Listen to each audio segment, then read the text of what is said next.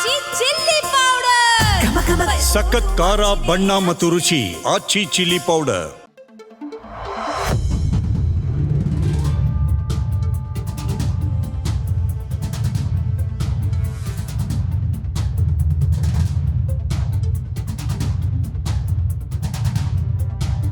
ಕಿತ್ತೂರು ವಿಧಾನಸಭಾ ಕ್ಷೇತ್ರ ಬೆಳಗಾವಿ ಜಿಲ್ಲೆಗೆ ಸೇರಿದ್ದು ಉತ್ತರ ಕನ್ನಡ ಲೋಕಸಭಾ ಕ್ಷೇತ್ರದ ವ್ಯಾಪ್ತಿಗೆ ಬರುತ್ತೆ. 19ನೇ ಶತಮಾನದಲ್ಲಿ ಬ್ರಿಟಿಷರ ವಿರುದ್ಧ ಹೋರಾಡಿದ ವೀರರಾಣಿ ಕಿತ್ತೂರು ಚೆನ್ನಮ್ಮನ ತವರೂರು. ಇದು 12ನೇ ಶತಮಾನದಿಂದಲೂ ಅಸ್ತಿತ್ವದಲ್ಲಿದ್ದ ಪುರಾತನ ಪಟ್ಟಣವಾಗಿದ್ದು ಕೋಟೆ ಅರಮನೆಯನ್ನ ಹೊಂದಿದೆ. ಕಿತ್ತೂರು ಚೆನ್ನಮ್ಮನ ಧೈರ್ಯ ಮತ್ತು ಬ್ರಿಟಿಷ್ ಈಸ್ಟ್ ಇಂಡಿಯಾ ಕಂಪನಿಗೆ ಎದುರೊಡ್ಡಿದ ಪ್ರತಿರೋಧಕ್ಕಾಗಿ ಭಾರತದ ಇತಿಹಾಸದಲ್ಲಿ ಪ್ರಮುಖ ಸ್ಥಾನ ಪಡೆದಿದೆ. ವಿಧಾನಸಭಾ ಕ್ಷೇತ್ರವಾಗಿದ್ದ ಕಿತ್ತೂರನ್ನ ತಾಲೂಕಾ ಕೇಂದ್ರವಾಗಿ ಮಾಡಬೇಕು ಅಂತ ಅನೇಕ ವರ್ಷಗಳಿಂದ ಹೋರಾಟ ನಡೆದಿತ್ತು. ಜಗದೀಶ್ ಶೆಟ್ಟರ್ ರಾಜ್ಯದ ಮುಖ್ಯಮಂತ್ರಿಯಾಗಿದ್ದಾಗ ಕಿತ್ತೂರನ್ನ ತಾಲೂಕಾ ಕೇಂದ್ರವಾಗಿ ಘೋಷಣೆ ಮಾಡಲಾಗಿದೆ.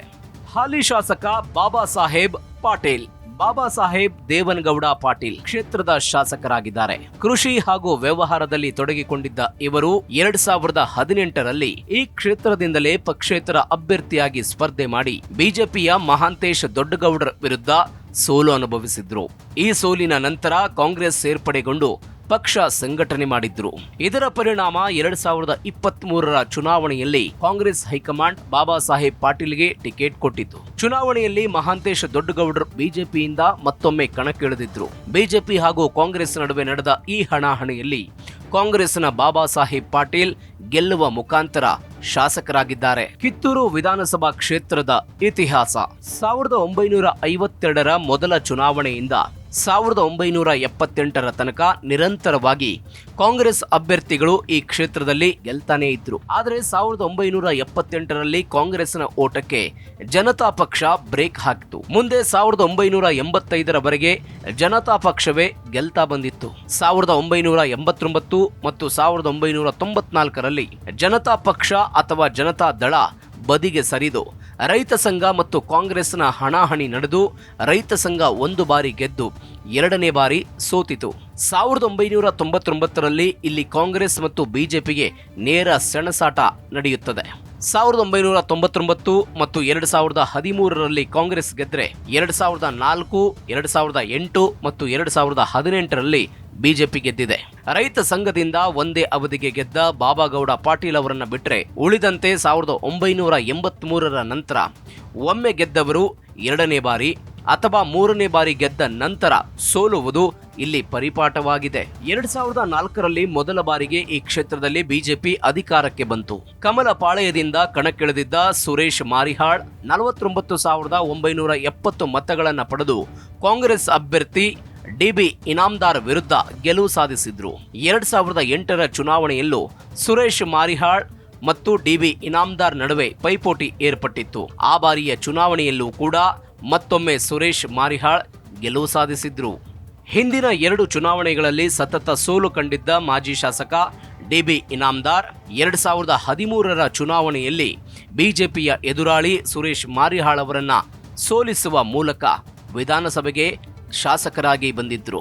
2018ರ ಚುನಾವಣೆಯಲ್ಲಿ ಬಿಜೆಪಿಯ ಅಭ್ಯರ್ಥಿಯಾಗಿ ಸ್ಪರ್ಧಿಸಿದ್ದ ಮಹಾಂತೇಶ್ ದೊಡ್ಡಗೌಡರ್ 73,155 ಮತಗಳನ್ನು ಪಡೆದು ಕಾಂಗ್ರೆಸ್ನ ಹಿರಿಯ ನಾಯಕ ಡಿಬಿ ಇನಾಮ್ದಾರ್ ವಿರುದ್ಧ 32,862 ಮತಗಳ ಅಂತರದಿಂದ ಗೆಲುವು ದಾಖಲಿಸಿದ್ರು. 2023ರ ವಿಧಾನಸಭಾ ಚುನಾವಣೆಯಲ್ಲಿ ಕಾಂಗ್ರೆಸ್ನ ಬಾಬಾ ಸಾಹೇಬ್ ಪಾಟೀಲ್ ಗೆಲುವು ದಾಖಲಿಸಿದ್ದಾರೆ. ಬಾಬಾ ಸಾಹೇಬ್ ಪಾಟೀಲ್ 77,536 ಮತಗಳನ್ನು ಪಡೆದುಕೊಂಡರೆ ಬಿಜೆಪಿಯ ಮಹಾಂತೇಶ್ ದೊಡ್ಡಗೌಡರ್ 74,543 ಮತಗಳನ್ನು ಪಡೆದುಕೊಂಡರು. ಜೆಡಿಎಸ್ನ ಅಶ್ವಿನಿ ಸಿಂಗಯ್ಯ ಪೂಜಾರ್ 775 ಮತಗಳನ್ನು ಗಳಿಸಿದ್ದಾರೆ. 5 ಬಾರಿ ಗೆದ್ದಿದ್ದ ಇನಾಮ್ದಾರ್ ಜನತಾ ಪಕ್ಷದಿಂದ 2 ಬಾರಿ ಮತ್ತು ಕಾಂಗ್ರೆಸ್ನಿಂದ 3 ಬಾರಿ ಹೀಗೆ ಒಟ್ಟು 5 ಬಾರಿ ಗೆದ್ದಿದ್ದ ಡಿಬಿ ಇನಾಮ್ದಾರ್ ಅವರು ರಾಮಕೃಷ್ಣ ಹೆಗಡೆ ಸರ್ಕಾರದಲ್ಲಿ ಅಬಕಾರಿ ಮಂತ್ರಿಯಾಗಿದ್ದರು. ಅದೇ ರೀತಿ ಎಸ್.ಎಂ. ಕೃಷ್ಣ ಸರ್ಕಾರದಲ್ಲಿ ಆಹಾರ ಮತ್ತು ನಾಗರಿಕ ಪೂರೈಕೆ ಸಚಿವರಾಗಿಯೂ ಕೂಡ ಕೆಲಸ ಮಾಡಿದ್ದಾರೆ. ಇನಾಮ್ದಾರ್ ದಣಿಗೆ ಮೊದಲ ಬಾರಿ ತಪ್ಪಿದ ಟಿಕೆಟ್ 1983ರಿಂದ 2018ರವರೆಗೂ ಮಾಜಿ ಸಚಿವ ಡಿಬಿ ಇನಾಮ್ದಾರ್ ಅವರಿಗೆ ಟಿಕೆಟ್ ತಪ್ಪಿದ್ದು ತೀರಾ ವಿರಳ. ಆದರೆ 2023ರಲ್ಲಿ ಅವರಿಗೆ ಟಿಕೆಟ್ ಸಿಗಲಿಲ್ಲ.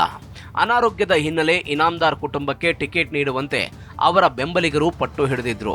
ಆದರೆ ಇದಕ್ಕೆ ಸೊಪ್ಪು ಹಾಕದ ಕಾಂಗ್ರೆಸ್ ಇನಾಮದಾರ್ ಅಳಿಯ ಬಾಬಾ ಸಾಹೇಬ್ ಪಾಟೀಲ್ಗೆ ಮಣೆ ಹಾಕುವ ಮುಖಾಂತರ ಕಿತ್ತೂರು ಕ್ಷೇತ್ರದಲ್ಲಿ ಹೊಸ ನಾಯಕತ್ವಕ್ಕೆ ಮುನ್ನುಡಿ ಬರೆಯಿತು. ಡಿ.ಬಿ. ಇನಾಮದಾರ್ ಅನಾರೋಗ್ಯ ಕಾರಣದಿಂದ 2023ರ ಏಪ್ರಿಲ್ನಲ್ಲಿ ಮೃತಪಟ್ಟರು.